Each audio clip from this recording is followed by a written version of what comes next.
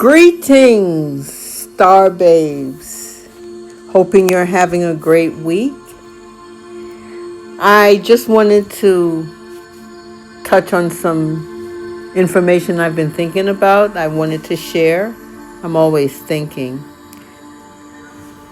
This is about the Disney Egregore. This is called Feeding the Mouse. What is an egregore? We talked about that in other videos. You can look at the prior videos and we go more into that. But to give you a small definition, let's start with the smellinizers on Main Street U.S.A. The artificial scent of vanilla and popcorn isn't just marketing, it's a sensory anchor. An egregore is a non-physical entity created when a large group of people shares the same intense focus, belief, and emotional energy. Disney isn't just a corporation. It's the most successful, self-sustaining egregore in human history. It's a collective psychic entity that lives in the space between the screen and the viewer. Walt the Alchemist. Walt Disney didn't just make cartoons. He created a set of symbols, Mickey's silhouette, that are as globally recognized as religious icons. The sigil. Mickey Mouse's 3 circles. In chaos magic, a sigil is a symbol charged with intent. When billions of people look at these circles and feel childhood, magic, or safety, they are charging the symbol. Next time you look at Mickey's ears, guys, remember this. Sacred space. The concept of the magic kingdom, quote unquote, as a temple. Crossing the threshold under the train station is a ritual transition from the profane world to the sacred Disney space, where the rules of reality are suspended. Cast members versus employees. Why the terminology matters. Employees aren't working. They are performing to maintain the illusion. If the illusion breaks, the egregore weakens. The energy is changed. The guests provide the emotional currency, which is nostalgia, joy, sacrifice of time and money. The egregore provides the catharsis.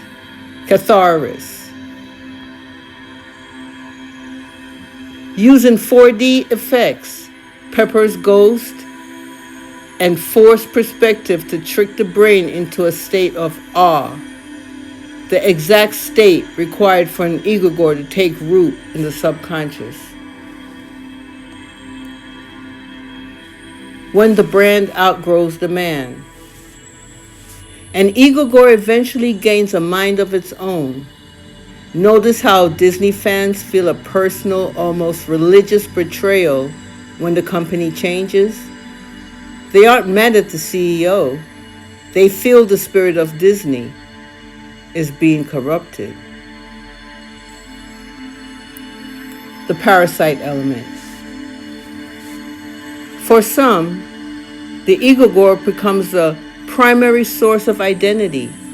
It feeds on the person's need for escapism, while the person feeds on the safety of the curated reality. The corporate watcher. How the egregore enforces its own survival through copyright law and brand integrity.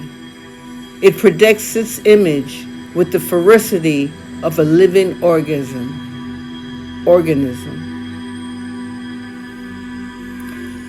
In closing, living in the mouse's dream, the takeaway of this episode, we all live within various egregores, nations, religions, social media. Disney is simply the most visible one. The question, is Disney magic, a harmless trick, or a profound psychic architecture that shapes how we perceive wonder? Final quote. Wait. One said it all started with a mouse. From an occult perspective, it started with an idea, and that idea eventually learned how to breathe on its own.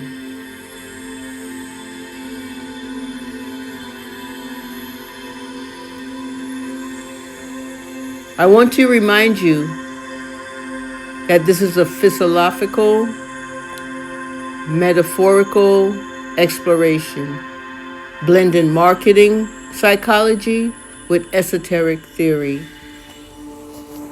I watched a video, several videos actually, where these adults, grown women, most of them with no children, are selling their souls to Disney. Timeshares, they're in debt, and it's like a spell. And I just felt that it was important that I share that with you, to let you know that it is an egregore.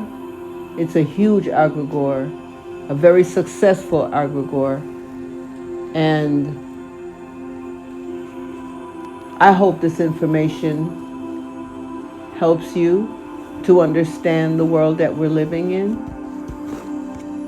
I wish you a great rest of the week. Stay rising high. Visit my shop, underthestarsbabe.shop. Sign up for flfe.net,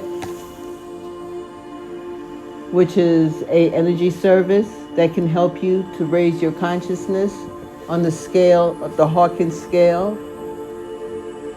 And I will see you in the next one. Namaste. Please like, share, and subscribe, guys. I love your comments. I love answering questions and just getting feedback. Love you.